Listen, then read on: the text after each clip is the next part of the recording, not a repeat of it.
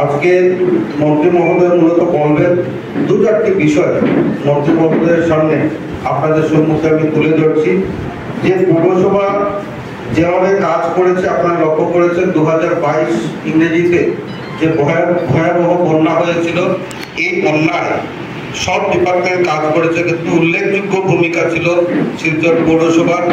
সেটা সাফাইয়ের ক্ষেত্রে হোক, সেটা পাম্প সেট লাগিয়ে জল বের করার ক্ষেত্রে হোক, ফ্লাড পরবর্তীকালে যে কাজগুলো রয়েছে সেই কাজগুলোতে পৌরসভা অত্যন্ত দক্ষতার সহিত কাজ করেছে, যার জন্য পৌরসভাকে আমি ধন্যবাদ জ্ঞাপন করছি।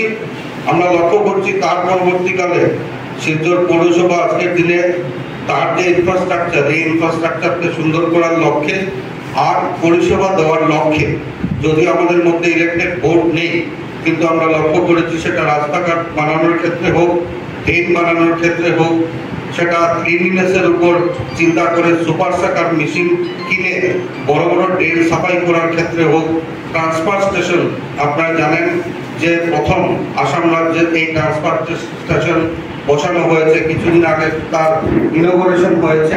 আমরা লক্ষ্য করেছি যে এই ট্রান্সফার স্টেশনের দুটো আর মেশিন রয়েছে, আর দুটো সাকার মেশিন রয়েছে যেটাকে কম্প্যাক্ট করবে, আর তার সাথে একটা লোডার রয়েছে।